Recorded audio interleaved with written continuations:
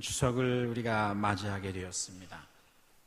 4월 16일 세월호 참사의 아픔을 겪은 후에 우리 사회는 훈훈하고 따뜻한 기쁨과 그리고 사랑을 찾아보기가 힘들었습니다. 비판과 비난과 정죄와 서로를 향해 돌 던지는 그런 일들이 이 사회에 난무했고, 용서와 사랑과 그리고 훈훈한 정을 찾아보기가 힘든 그런 기간이었습니다. 그런 기간 가운데 맞이하는 추석이기 때문에 이번 추석이 매우 소중한 그런 귀한 추석이 되는 것 같습니다. 추석은 소중한 사람과 만나 행복을 나누고 느끼는 시간이 아니겠습니까? 가족의 소중함을 느끼게 하는 이번 명절을 통해서 우리 사회가 잃어버린 사랑과 감사와 기쁨을 회복하고 많은 사람이 행복을 되찾는 모든 가정마다 훈훈한 정들을 다시 회복하는 그런 복된 아름다운 시간들이 되시기를 주의 이름으로 축원합니다. 목사님 내 배꼽을 돌려주세요라고 하는 책이 있습니다. 강단 유무에 관한 책인데요, 목사가 어떻게 하면 설교 시간에 성도들의 배꼽을 뺄 수 있는가 하는 유머에 관한 책입니다. 저는 워낙 말을 재미있게 하는 사람이 못 되어서 우리가 예배에 참석했다가 여기서 배꼽을 빼놓고 가는 성도들은 없을 것이라 생각이 됩니다만은, 어떤 교회는 주일에 예배 드리다가 하도 설교가 재미있고 웃음보가 터져서 성도들이 배꼽을 빼놓고 가는 그런 분들도 있다고 합니다. 그래서 요즘 목사들이 어떻게 하면 복음의 깊이를 좀 더 잘 이해하고 광맥을 찾아서 복음의 진수를 전할 수 있을까를 고민하기보다는 어떻게 하면 유머를 통해서 성도들을 재미있게 하고 웃길 수 있을까, 이 문제를 가지고 고민하고, 그래서 유머집을 뒤적이느라고 매주마다 상당한 시간을 할애하는 것이 목사들의 삶의 일부이기도 합니다. 이것은 이 시대의 불행이기도 합니다만은, 한편 얼마나 기쁨에 메말랐으면 설교 시간에도 재미있는 유머를 원할까 생각을 해보기도 합니다. 저 역시 진정한 감동, 또 잔잔한 감동을 맛보고 싶은 것이 솔직한 고백입니다. 우리의 삶의 진정한 기쁨은 여러분 어디서 오는 것입니까? 진정한 감동, 우리의 삶에 그저 한 번 웃기는 그런 비상적인 즐거움이 아니라 우리의 영혼 깊은 곳에 오랫동안 힘이 되고 능력이 되도록 남는 진정한 감동과 그 기쁨은 여러분은 어디에서 오는 것이겠습니까? 빌립보서는 사도 바울이 쓴 서신 중에서 가장 서정적이고 행복에 가득 찬 그런 서신입니다. 이 빌립보서는 로마 감옥에서 썼기 때문에 옥중서신이라 그렇게 불려지고, 또 기쁨이 전장에 충만하게 드러나기 때문에 이 빌립보서의 주제는 기쁨과 감사라고 할 수 있습니다. 이 빌립보서에는 기뻐하라는 말이 16번이나 나옵니다. 그냥 밑도 끝도 없이 그냥 기뻐하라는 것이 아니라 내가 기뻐하니, 이 옥중에서 내가 기뻐하니 너희도 기뻐하라는 것이죠. 나는 감옥에 갇혀 답답하고 여기서 죽을지도 모르나 그러나 너희는 기쁘게 살아야 된다, 그런 말이 아닙니다. 내가 너희를 위해 고생을 하고 있으니 그러나 너희는 행복하게 살아야 한다, 그런 말도 아닙니다. 내가 이 속에서 나는 주님 안에서 기쁨을 누리고 있다. 비록 답답한 환경, 내일을 알 수 없는 죽음의 그림자가 내 앞에 어른거리지만 나는 여기서도 주님 안에서 기뻐하고 있다. 그러므로 너희도 너희의 생애 속에서 기쁨을 잃지 말도록 하라라는 것이 이 빌립보서의 권면이라고 생각이 됩니다. 빌립보 성도들의 복음을 위한 열정과 사도 바울을 위한 사랑은 매우 남다른 것이었습니다. 그들은 언제나 복음을 들은 첫날부터 사도 바울을 깊이 사랑했고 신뢰했고 그를 후원하며 기도하며 그가 어디로 가든지 그의 모든 선교 사역을 뒷받침하며 지원했던 교회가 빌립보 성도들이었습니다.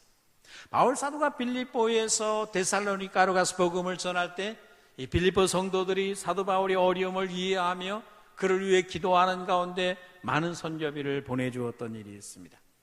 바울이 너무나 재정적인 궁핍 때문에 고린도 사역에서 그가 친히 천막 깁는 일을 하면서 선수 노동을 하면서 복음을 전할 때에 빌립보 성도들이 그 소식을 듣고 한 번, 두 번 그를 위해 기도하며 많은 물질을 모아서 고린도에 보내주었던 일들이 있었습니다. 빌립보 교회 성도들이 그들에게 영적인 복음을 전해준 예루살렘 교회가 기근으로 말미암아 많은 환난과 어려움, 고통을 겪고 있다는 소식을 듣고 이 빌립보 교회 자체가 아주 가난한 작은 이방인들로 모여진 교회였지만 그들이 구제비를 모아서 예루살렘 교회에 보내주었던 이 사랑의 정신을 소유한 교회가 빌립보 교회였습니다. 그리고 이제 오랫동안 사도 바울이 어디에 있는가를 한동안 알지 못하고 있었는데 사도 바울이 로마 감옥에 갇혀 있다는 소식을 듣고 이제 빌립보 교회의 목회자였던 에바브로디도를 보내서 그 사도 바울이 감옥에서 필요한 많은 물질, 여러 가지 쓸 것들, 선교비를 그 에바브로디도 편에 보내주고 에바브로디도로 하여금 감옥에 있는 사도 바울을 옥살이를 돕도록 옥바라지 하도록 보내주었던 교회가 빌립보 교회였습니다. 근데 빌립보 교회 사자로 와서 로마에 와서 사도 바울을 돕더니 에바브로디도가 그만 죽을 병에 걸리는 바람에 이것을 알게 된 빌립보 교회가 굉장히 염려하면서 기도를 많이 했습니다. 물론 바울도 기도했죠. 그런 가운데 이제 하나님의 크신 은혜로 이 에바브로디도가 죽을 병에서 고침을 받게 됩니다. 그러자 사도 바울은 이 빌립보 교회 사자로 하더니 에바브로디도 이 사람이 죽을 병에 걸린 것을 알고 온갖 근심 속에 날마다 기도하더니 빌립보 교회 성도들의 마음의 짐을 덜어주기 위해서 이 에바브로디도를 빌립보 교회로 돌려보내면서 그의 손에다가 감사와 사랑과 기쁨을 담은 하나의 편지를 써서 보내주게 되는데 그것이 빌립보서입니다. 그러므로 빌립보서는 빌립보 성도들의 그 사도 바울을 향한 사랑과 헌신과 그 뜨거운 기도와 후원, 그 격려에 대한 바울 사도의 감사, 사랑, 고마움을 담아서 보내준 이 사랑의 서신입니다. 그래서 빌립보서를 옥중 서신이라, 기쁨의 서신이라, 또는 사랑의 서신이라 그렇게 부르고 있습니다. 오늘 본문에서 우리는 이 바울의 가슴 속에 담겨져 있는 빌립보 성도들의 모습을 보게 됩니다. 여러분, 바울에게 있어서 빌립보 교회 성도들은 어떤 성도들이었습니까? 그들은 바울의 가슴에 들어있는 성도들이었습니다. 바울은 3절에서 이렇게 말했습니다. 내가 너희를 생각할 때마다 하나님께 감사하고 간구할 때마다 너희 무리를 위하여 기쁨으로 항상 간구한다 말을 했습니다. 8절에서는 예수 그리스도의 심장으로 그들을 사모한다고 했고 7절에서는 너희가 내 마음에 있다, 너희가 언제나 내 마음속에 들어있다고 그렇게 말을 했습니다. 바울 사도의 마음속에는 빌립보 교회 성도들이 자리 잡고 있었습니다. 바울은 비록 로마 감옥에 갇혀있지만 단 한시도 이 빌립보 성도들을 잊을 수가 없었습니다. 그들의 사랑, 그들의 기도, 그들의 헌신을 바울은 결코 잊을 수가 없었습니다. 감옥에 있는 바울의 교회는 뭐냐면 빌립보에서 그를 위해 기도하는 성도들의 그 중보기도 소리가 늘 바울의 귀전에 들리는 것 같았습니다. 그래서 바울이 감옥에서 그들을 생각할 때마다 그 마음에 기쁨이 차올랐고 그들을 위해 기도를 하려고 하기만 하면 먼저 그들에 대한 그 사랑이 생각나서 감사의 눈물이 그의 눈에 고였고 언제나 기쁨을 가지고 그들을 위해서 기도하게 되었습니다. 이것이 바울에게 있어서 빌립보 성도들의 모습입니다. 오늘 우리들의 가슴에도 이런 사람들이 들어있으면 얼마나 좋겠는가 하는 생각을 해봅니다. 여러분의 가슴에 들어있는 잊을 수 없는 사람들은 누구입니까? 결코 잊을래야 잊을 수 없는 사람, 도대체 지울래야 지워지지 않는 사랑의 얼굴들과 이름들이 여러분의 가슴 속에 들어있다면 우리는 행복한 사람들입니다. 원한 맺힌 사람들이 아니라 그의 사랑 때문에, 그의 사랑하는 섬기는 모습이 너무 사랑스럽기 때문에, 그 모습이 너무 고맙기 때문에 늘 손잡아주고 싶은 사람들, 눈만 감으면 그 사람이 생각이 나고 기도하려고 하면 먼저 항상 감사와 기쁨이 터져나오는 그런 사람들이 우리의 가슴 속에 있어야 되는 것이죠. 그러면 우리의 삶은 기쁨, 잔잔한 행복을 맛보게 될 것입니다. 우리가 서로가 서로에게 그런 사람들이 되어야 할 것입니다. 여러분, 서로의 가슴에 담겨져 있는 사람들, 목사의 가슴에는 여러분의 모습이 늘 들어있고, 또 여러분의 모습 속에는 여러분의 부여 식구들, 우리 모두의 모습이 언제나 사랑 속에 기억되어져서 생각만 해도 저절로 기쁨이 나오고, 그를 생각만 하면 그에게 베푼 주의 은혜가 생각이 나서 감사가 절로 나오는 그런 성도들이 되시기를 주의 이름으로 축원합니다. 또한 그들은 복음에서 교제하는 사람들이었습니다. 5절에 너희가 첫날부터 이제까지 복음을 위한 일에 참여하고 있기 때문이라. 개역성경에는 복음에서 교제했다는 말을 했는데, 복음의 유익과 축복에 함께 참여했다는 말이거든요. 그 은혜를 받는 일에 함께 참여하고, 그 받은 은혜를 서로 나누는 일에 함께 참여하고, 그 함께 받은 은혜를 가지고 세상을 섬겨 나가는 일에 그들이 함께 사역하고 함께 참여했다. 이것이 복음에서 교제했다는 말이었습니다. 빌립보 교회는 그런 교회였습니다. 세 번째로 그들은 은혜에 참여한 자들이었습니다. 바울은 7절 마지막에서 너희가 다 나와 함께 은혜에 참여한 자가 됨이라고 했습니다. 여기 은혜에 참여한 자가 되었다는 말은 복음의 진보를 위한 그들의 수고, 그의 수고에 그들이 동참했다는 말이죠. 그들은 바울과 함께 복음을 위해 수고하고 고난당하고 물질과 생명을 허비하는 것을 부담으로 여긴 것이 아니라 은혜로 받아들였습니다. 십자가의 무거운 짐을 지고 가는 것을 무거운 짐으로 생각하지 아니하고 이것을 하나님이 주시는 은혜로 받아들였단 말이죠. 그래서 바울이 복음을 위해 감옥에 갇히고 매를 맞고 재판을 받으며 복음을 비방하는 자들 앞에서 복음을 변호하고 확정하는 일을 위해 고난을 당할 때 빌립보 교회 성도들이 그것을 멀리서 바라만 보고 있었던 것이 아니라 그를 위해 기도하고 물질을 보내 후원하고 에바브로디도를 보내 격려하고 위로함으로 말미암아 그 바울의 모든 고난에 동참함으로 은혜에 참여하는 자가 되었다. 바울이 그렇게 말을 했습니다. 여러분, 바울은 이 빌립보 성도들의 사랑을 잊을 수가 없었습니다. 그 사랑이 얼마나 바울의 마음에 감사와 감동을 불러일으켰는지, 그의 사랑을 생각하면 그들의 사랑은 언제나 사도 바울에게 말할 수 없는 사역에 대한 용기와 위로를 가져다 주었습니다. 그들은 은혜를 피하여 도망다니는 사람이 아니라 은혜에 참여하는 자들이 되었습니다. 여러분은 은혜에 참여하는 사람들입니까? 아니면 은혜를 피해 도망다니는 사람들입니까? 교회 안에는 항상 은혜를 피해 도망다니는 사람들이 꼭 있거든요. 꼭 은혜의 자리를 피해 도망다닌단 말이죠. 여러분은 은혜에 참여하는 자들이 되시기를 주의 이름으로 축원합니다. 그럴 때 우리는 기쁨을 가져다 주는 사람, 기쁨을 공동체 안에 유통시키는 사람, 감사와 위로가 되어주는 그런 사람들이 될 것입니다. 이제 이 바울의 가슴의 사랑 속에 기억되어 있는 이 사람을 향해서 바울이 쓰는 편지의 내용이 무엇입니까? 바울은 먼저 자신을 그리스도 예수의 종으로 소개를 했습니다. 그리스도 예수의 종 바울과 디모데는 그리스도 예수 안에서 빌립보에 사는 모든 성도와 그 모든 성도들 속에 목회자인 감독들과 집사들이 거기다 포함되어 있습니다. 그런 자신을 그리스도 예수의 종이라고 말했습니다. 여러분, 종이란 당연히 노예를 말하는 것입니다. 고대사회 로마 제국 당시 시대의 노예란 어떤 사람들입니까, 여러분? 당시 노예들은 자신의 몸도, 자신의 소유도, 자신의 생명도, 모든 재능도 다 주인의 것입니다. 그의 인생의 주인은 자신이 아니라 그가 섬기는 주인입니다. 노예는 자신의 뜻을 행하는 사람이 아니라 주인의 뜻을 절대적으로 순종하는 사람이었습니다.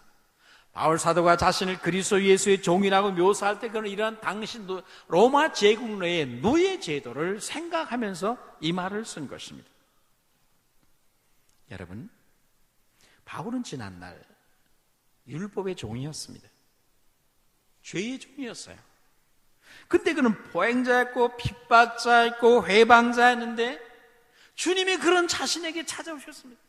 다메섹 도상에서 그의 이름을 불러주셨습니다. 그 인생에 빛을 비춰주셨습니다. 어두운 그의 눈을 띄워주었습니다. 그에게 사명감을 주어서 그를 사도로 불러일으켜 세웠습니다. 지난날 주님이 그에게 주신 그 은혜, 지난날 죄의 종이었고 율법의 종이었는데 그를 자유케 하신 그 주의 은혜를 생각하면, 그 인생에 빛을 던져주고 생명을 주신 그 예수님의 사랑을 생각하면 그는 언제나 눈물이 났습니다. 그 사랑 때문에 그는 그 일생을 주님의 종으로 살기로 자원하여 생명을 바쳐서 주님의 사랑으로 섬기게 됐습니다. 여러분, 누구의 종입니까?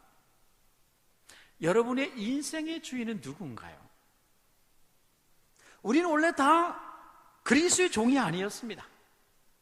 우리는 다 죄의 종이었습니다. 바로 로마서 6장 17절에서 너희가 본래 죄의 종이더니라고 말을 했습니다. 그런데 하나님께서 우리를 피로 사셨습니다. 아들의 피로 우리를 사셨습니다. 우리의 생명을 사시고 우리의 인생 전체를 사셨습니다. 아버지가 아들의 생명을 가지고 우리의 인생을 통째로 사셔서 그의 아들 예수 그리스도에게 그의 양으로 우리를 주셨습니다. 그 사랑 때문에 우리는 자원하여 종이 되었고 우리는 예수의 종으로 섬기는 길을 즐거움으로 가는 사람들이 되었습니다. 여러분, 종에는 두 종류의 종들이 있습니다. 두려움으로 섬기는 종이 있고 사랑 때문에 섬기는 종이 있습니다. 억지로 된 종이 있고 자원하는 종이 있습니다. 주인을 사랑하여 자원하여 영원히 주인을 섬기겠다고 자원하여 종이 된 특별한 사람들이 있습니다. 두려움으로 섬기는 종과 사랑 때문에 섬기는 종, 억지로 된 종과 자원하는 종. 여러분, 그 중에 어떤 종들입니까? 여러분 둘 중에 한 사람입니다. 억지로 된 종들은 전쟁에서 패배하여서 정복당해서 끌려왔거나 종으로 태어났거나 아니면 많은 빚 때문에 팔려온 사람들, 이 세 가지 경우가 이제 억지로 종이 된 사람들입니다. 이런 억지로 종이 된 사람들의 인생 속에는 괴로움이 가득합니다. 한숨 소리가 있습니다. 그들은 원망 속에서 살며 불평 속에서 살게 됩니다. 언제나 주인에 대한 적개심으로 불탔고 할 수만 있으면 이 주인으로부터 벗어나고 도망치려고 발버둥치는 사람들이 억지로 종이 된 사람들입니다. 이것이 세상에서 주인과 종과의 관계입니다. 그러나 자원하여 종이 되는 특별한 사람들이 그 땅에 있었습니다. 구약 출애굽기 21장 1절에 보면 노예 해방에 대한 규례가 나옵니다. 이스라엘 사람들은 히브리 종을 삼아 6년 동안 종으로 주인을 섬기게 합니다. 그러나 7년째가 되면 안식년이 되면 모든 종들에게 해방 자유를 선포하게 됩니다. 모두가 자신의 고향으로 자기 집으로 돌아가게 됩니다. 그런데 이때 자유하게 된 종이 자신의 주인이 너무 사랑스럽고 자신을 너무 사랑으로 대해준 것이 그 은혜가 너무 감사해서 그에게 자유가 주어졌지만 나는 이 자유를 나를 위해 쓰지 아니하고 나는 나에게 이 큰 사랑을 베푼 주인을 영원히 섬기겠습니다. 그 주인의 사랑 때문에, 그 주인의 은혜 때문에 그것을 못 내줘하며 내가 이 자유를 나를 위해 사용하지 않고 이 자유를 가지고 나는 주인을 섬기겠다라고 영원히 종이 되기를 작정하는 매우 특별한 사람들이 있었습니다. 이 사람들은 주인의 사랑 때문에 종이 된 사람들이고 자원하여 종이 된 사람들입니다. 이들은 신약의 성도들을 예표하는 사람들입니다. 어떤 사람이 자신의 주인이 너무 자비롭고 너무 사랑을 베풀어 주었기 때문에 나는 차라리 이분을 영원토록 목숨을 다해 섬기겠다라고 자원하면 어떡하나요? 주인은 그를 데리고 제사장에게로 가면 제사장은 재판장이 되어 그를 문설주에 그의 귀를 대고 송곳으로 귀를 뚫게 됩니다. 자원하여 종이 된 사람의 귀를 송곳으로 뚫는다는 것은 이제 이 사람은 다른 사람의 말이 아닌 주인의 말에 귀를 기울이고 주인의 말만 듣고 그 주인의 말에 절대적으로 순종한다는 의미로 이 종의 귀를 뚫는 것입니다. 다른 사람의 말이 아닌 내 인생의 주인의 말을 듣고 순종하겠다는 그런 뜻입니다. 그래서 송곳으로 귀를 뚫는 것입니다. 여러분, 그리스도인들로서 모두가 자원하여 종이 된 사람들인 줄로 믿습니다. 그분의 우리를 향한 사랑 때문에, 아들을 우리에게 보내신 우리 하나님 아버지의 사랑 때문에, 우리를 위해 갈보리 십자가의 고초를 몸소 겪고 생명을 쏟아부으신 우리 주님의 갈보리 사랑 때문에 우리에게 주신 자유를 나를 위해 쓰지 아니하고 주 예수 그리스도를 영원히 섬기겠다고 뜻을 정하고 종이 된 사람들이 그리스도인이거든요. 여러분은 두려움 때문에 주님을 섬기는 사람들입니까? 사랑 때문에 주님을 섬기는 사람들입니까? 여러분은 억지로 종이 된 사람들입니까? 자원하는 마음으로 종이 된 사람들입니까? 예수의 사랑에 매인바 되어서, 사랑의 사슬에 매여서, 사랑의 포로가 되어 종이 된 그런 아름다운 종들 되시기를 주의 이름으로 축원합니다. 여러분이 자원하여 종이 된 사람들이라면 여러분은 귀를 뚫어야 됩니다. 여러분의 귀는 그리스도에게 열려 있어야 한다는 말이죠. 주님의 음성을 듣는데 관심이 없거나 그 말씀에 순종을 드리지 않는 사람은 아직 귀를 뚫지 않은 사람입니다. 주인의 말에 귀를 기울이지 아니하고 다른 사람들의 말만 듣는 사람은 그는 아무리 주의 종이라도 그는 주의 종이 아닙니다. 그 인생의 주인은 아직 자신입니다. 여러분은 여러분의 귀를 뚫으셨는가 점검해 봐야 됩니다. 여러분들 주님의 음성에 귀를 기울이십니까? 주님의 말씀을 듣고 그 음성에 절대적인 순종을 드리는 주님의 종들이십니까?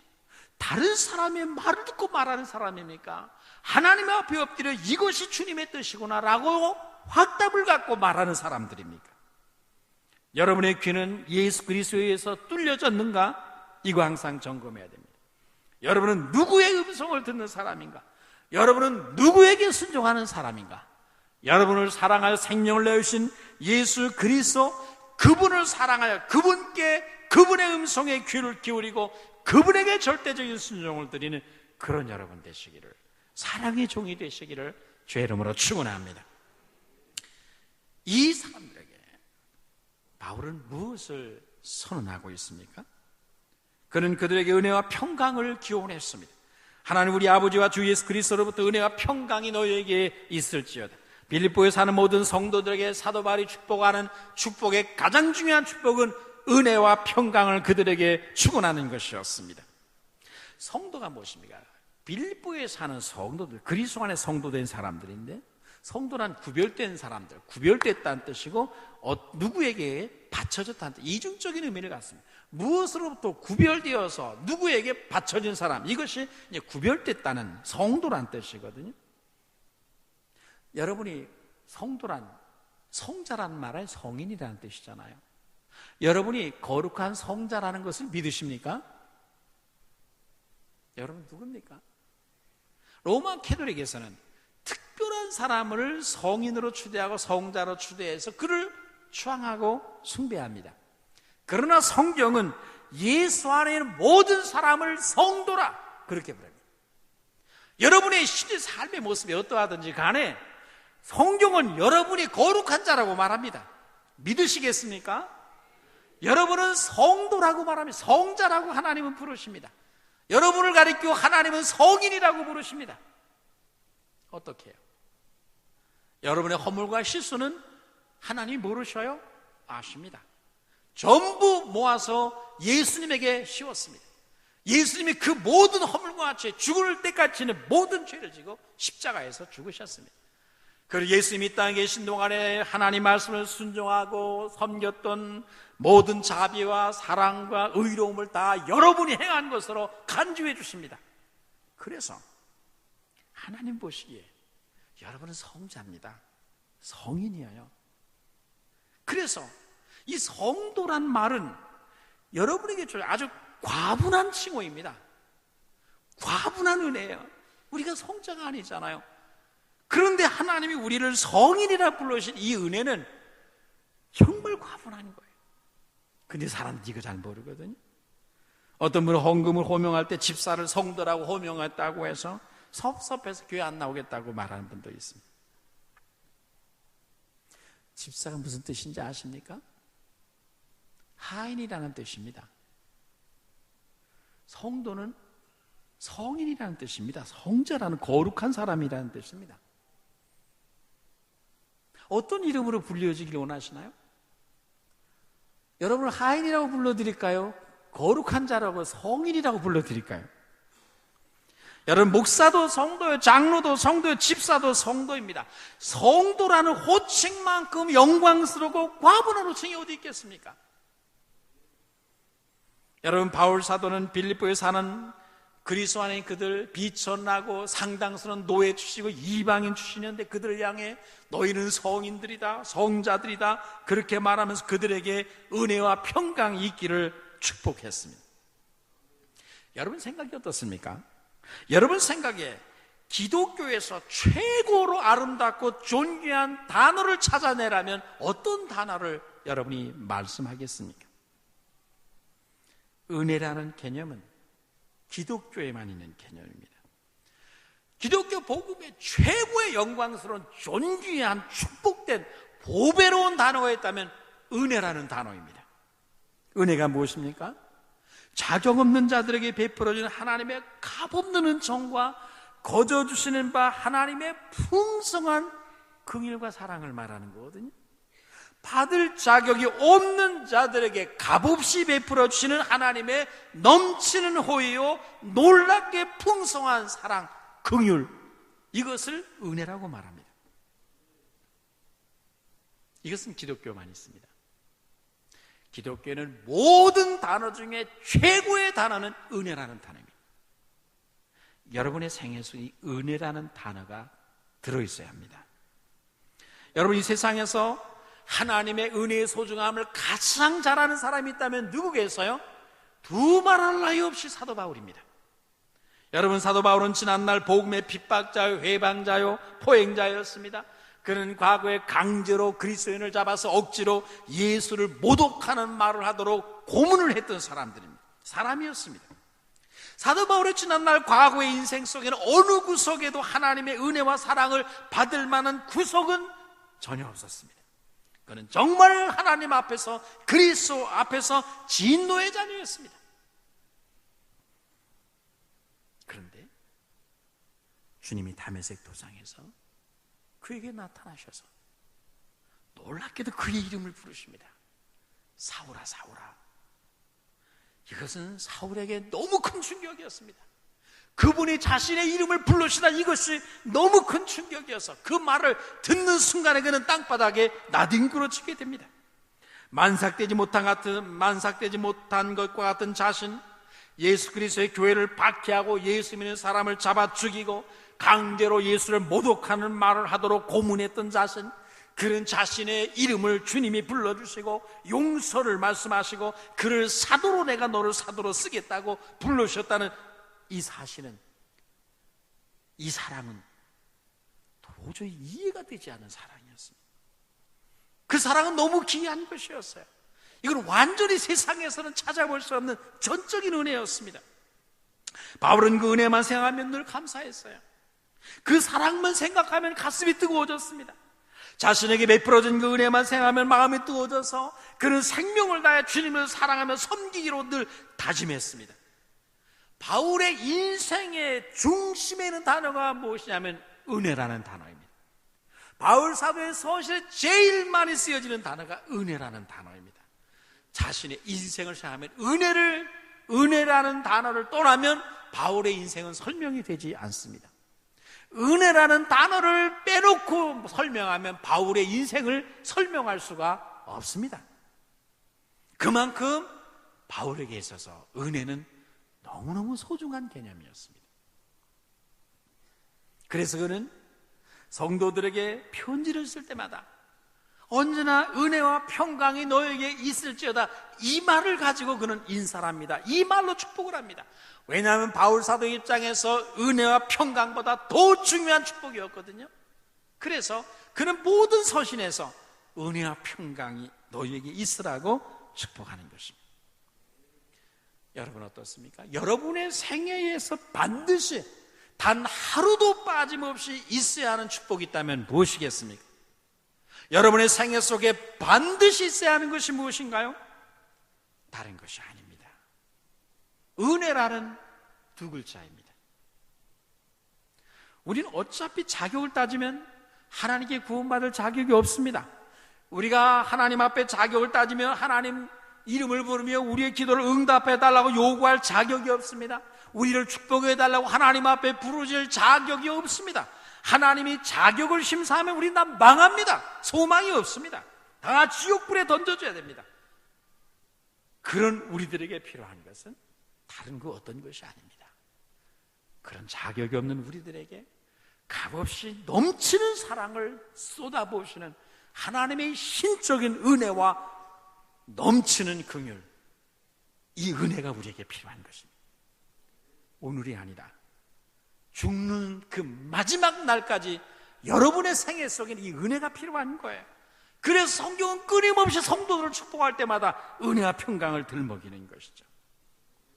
여러분의 생애 속에 이 하나님의 은혜의 강이 인생의 세초부터 세말까지 날마다 흘러넘치기를 주의 은혜로 축원합니다. 은혜가 머무는 인생이 되어야 합니다. 다른 것은 좀 부족해도 상관없습니다. 돈이 부족하다고 뭐가 문제가 되겠어요? 불편함이 있을 따름이죠. 지식이 부족하다고요? 경험 부족하다, 능력 부족한 거, 그거 아무런 문제 되지 않습니다. 우리가 행복한 삶을 사는데 그런 것은 문제가 되지 않습니다. 그러나 은혜가 메말라 버리면 문제가 심각해집니다. 은혜가 떨어지면 우리의 인생은 꽝입니다. 꽝. 아무것도 안 남습니다. 성도들의 가슴에는 반드시 평생 동안 하나님의 은혜의 강이 흘러가야 됩니다. 여러분, 하나님이 자격을 심사하면 저는 절대로 구원받을 수 없었습니다. 하나님이 자격 심사를 하고 사람을 뽑으면 저는 죽었다 깨나도 목사가 될 수 없었습니다. 하나님이 오늘도 자격을 논하신다면 저는 오늘 이 아침에 절대 여러분 앞에 설 수 없습니다. 그런데 하나님이 모든 허물과 죄와 실수는 예수님께 짊어지게 하셨습니다. 예수님의 모든 선하심과 아름다움을 저에게 넘겨주셨습니다.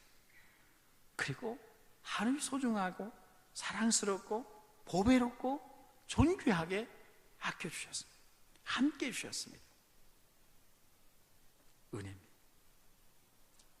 제 삶에서 가장 중요한 것은 은혜입니다. 하나님의 은혜를 저에게서 제하면 아무것도 없습니다. 정죄와 저주와 심판만 남습니다. 그리스도 안에서 한량없는 은혜를 우리 하나님은 베풀어 주십니다. 여러분의 생애 속에 은혜보다 더 귀한 것이 없고 은혜보다 더 사모할 복이 없다는 것을 알고 언제나 하나님 앞에 은혜를 구하는 그런 여러분 되시기를 축원합니다. 하나님, 내 생애 속에서 은혜라는 두 글자를 빼버리면 저에게는 아무것도 남지 않습니다. 하나님, 이 아침에 저에게서 은혜를 제하시면 저는 결코 하나님 앞에 설 수가 없습니다. 하나님을 나의 아버지나 도무지 부를 수가 없습니다. 성가대원 여러분, 오늘 여러분에게서 은혜를 빼버려 여러분의 찬양은 뺑갈입니다. 울리는 소리입니다. 주일학교 교사 여러분, 여러분의 가르침 속에서 하나님의 은혜를 거두어 버리시면 여러분의 가르치는 말은 다 소리나는 구리소리에 불과합니다. 아무것도 아닙니다. 그래서 나 같은 죄인 살리신 주 은혜 놀라와 일생 동안 우리가 은혜를 찬양하는 것이거든요. 여러분, 다윗은 내 잔이 넘치나이다라고 말을 했습니다. 무엇이 넘치나요, 여러분? 다윗의 생애 속에 넘쳤던 것은 무엇입니까? 무슨 축복이 넘쳤나요? 재산이 넘쳤습니까? 명예가 넘쳤습니까? 능력이 넘쳤나요? 뭐가 다윗의 인생 속에 언제나 인생의 잔이 넘쳤습니까? 자격 없는 자에게 거저 주시는, 이 값없이 주시는 하나님의 은혜가 다윗의 인생 속에는 넘쳤습니다. 날마다 넘쳤어요. 내 인생에 날마다 선하심과 인자하심이 나를 따라다닌다 그랬지 않습니까? 양을 치던 목동이었던 자신에게 주어진 하나님의 은혜와 사랑을 생각하면 사도 다윗은 내 잔이 넘친다고 말할 수밖에 없었습니다. 그 은혜를 생각하면 자다가도 벌떡 일어나 아둘람굴의 하나님을 찬송하고자 새벽을 깨우며 일어났습니다. 지금까지 여러분의 삶에서 넘쳐난 것은 무엇입니까? 여러분의 인생 속에 넘치는 것은 뭔가요? 여러분의 생애 속에서도 하나님의 은혜가 넘쳐나기를 주의 이름으로 축원합니다. 은혜라는 두 단어를 잡고 살아야 됩니다. 은혜라는 이 주님의 이 두 단어를 여러분은 자랑할 수 있어야 합니다. 여러분, 노아의 가정의 특징이 뭔가요? 노아는 어떻게 해서 그런 구원을 받았습니까? 노아의 가정의 가장 중요한 것은 그가 의롭게 살았다 그런 게 아닙니다. 그가 배를 만들었다, 그것이 하나도 중요한 것이 아닙니다. 성경은 창세기는 노아의 사적을 기록하면서 첫 번째 글이 어떻게 시작되나요? 그러나 노아에게 하나님의 은혜가 베풀어졌다고 했습니다. 노아의 가정에 하나님의 은혜가 있었습니다. 이것이 노아의 인생에서 제일 중요한 것입니다. 성경이 노아의 사적을 기록하면서 제일 먼저 왜 이것을 언급하겠습니까? 노아가 배를 만들 때도, 순종할 때도, 장차 오실 메시아를 담대하게 믿을 때도, 그리고 이 의를 전파할 때도, 홍수 심판 속에서도 그의 가정과 방주 속에 언제나 머물러 있던 것이 뭐냐면 하나님의 은혜였습니다. 노아의 인생 속에서, 그의 가정 속에서, 그의 방주 속에서 하나님의 은혜를 재버리면 아무것도 안 남습니다. 그 인생도 꽝입니다. 그런데 하나님의 은혜라는 이 두 글자가 노아의 가정의 중심에 임하 있었습니다. 이번 명절에 여러분의 가정에 노아의 가정과 같이 그 다른 어떤 것이 아닌 하나님이 자격 없는 우리들에게 값없이 베풀어지는 한량없는 주님의 이 넘치는 사랑과 긍휼이 우리의 가정 속에 흘러 임하는 그런 복된 명절이 되시기를 주의 이름으로 축원합니다. 평안이란 무엇입니까? 평안이란 하나님의 은혜가 죄인의 마음속에 부어질 때에 우리에게 그 결과로서 나오는 것이 열매가 평강입니다. 하나님의 은혜가 부어지면 평강이 솟아납니다. 그 어떤 환경이든지, 초막이든지 궁궐이든지 다윗처럼 초막이든지 황무지든지 하나님의 평안을 소유하고 거기서 찬양하게 됩니다. 하나님을 경배하게 됩니다. 어찌하여 우리를 죽게 하느냐가 아니라 어찌 주의 은혜가 이렇게 크신지라고 경배하게 됩니다. 바울과 실라가 빌립보와 감옥에서 하나님을 찬양하며 피투성이 속에서 하나님 앞에 경배했던 것처럼 우리가 하나님의 은혜가 우리의 가슴 속에 넘쳐나면 가난 속에서도, 질병 속에서도, 감옥에서도, 병상에서도, 황무지 같은 인생의 메마른 땅에서도, 거기서도 하나님을 찬양하며 경배할 수가 있습니다. 여러분의 삶에서 제일 중요한 것은 은혜입니다. 두 번째로 중요한 단어는 평안입니다. 은혜와 평안, 이 두 가지가 있어야 우리는 이 땅에서 그리스도 안에서의 삶을 살아갈 수가 있습니다. 오늘 얼마나 사람들이 평안을 잃어버리고 삽니까? 저마다 평안이 없기 때문에 날마다 성을 쌉니다. 아담과 하와는 범죄하자마자 하나님이 두려워 나무 사이에 가서 숨었습니다. 가인은 동생을 죽였을 때 어떻게 했나요? 두려워서 하나님께 호소했고 두려움을 극복하기 위해서 드디어 성을 쌓기 시작합니다. 인류 역사상 성이 등장을 합니다. 인간의 두려움 때문입니다. 인간은 어디를 가나 수많은 성을 쌓습니다. 이 땅에는 모든 민족들이 동서고금을 막론하고 성을 쌓습니다. 벽돌과 돌을 가지고 성을 쌓습니다. 평안을 잃어버렸기 때문에 두려움 속에 갇혀 자기를 자기가 지키기 위해서 성을 쌓는 인생이 되었습니다. 오늘도 마찬가지입니다. 오늘도 사람들은 두려움 속에서 자기를 지키기 위해 성을 쌓습니다.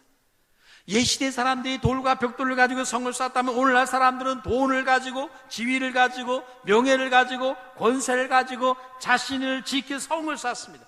어떤 사람은 만리장성처럼 아주 길고 긴 성을 쌓습니다. 여러분은 무엇으로 성을 쌓고 있습니까? 여러분의 그 성은 견고한 것입니까? 여러분을 확실하게 지켜줄 수 있습니까? 진정한 은혜와 진정한 평안, 그것은 어디서 오는 것입니까? 무엇이 우리의 평안을 지켜줍니까? 성경은 하나님 아버지와 주 예수 그리스도로 말미암아 은혜와 평강이 우리에게 온다고 했습니다. 하나님 그리고 예수 그리스도가 은혜와 평강의 샘입니다. 그분의 보좌는 은혜의 보좌입니다. 그래서 성경은 그 은혜를 받기 위해서 날마다 은혜의 보좌 앞에 담대히 나가라고 했습니다. 요한은 말하기를 우리가 그의 충만한 데서 받으니 은혜 위에 은혜를 하라. 예수 그리스도 앞에 나아 구할 때 우리는 은혜 위에 은혜, 흘러 넘치는 은혜가 주어진다고 했고, 그 은혜가 임할 때 그가 누구든지 간에 그 환경이 어떠하든지 간에 그는 평강을 소유한 사람이 됩니다. 명절을 맞이하는 모든 성도들의 가정에 하나님의 은혜의 보좌로부터 흘러나오는 한량없는 은혜, 은혜 위에 은혜가 임해서 은혜와 평안이 여러분의 가슴 속에, 우리에게 모든 성도들의 가정과 집안에 흘러 임하는 축복이 있게 되기를 주의 이름으로 축원합니다. 기도하겠습니다. 거룩하신 하나님,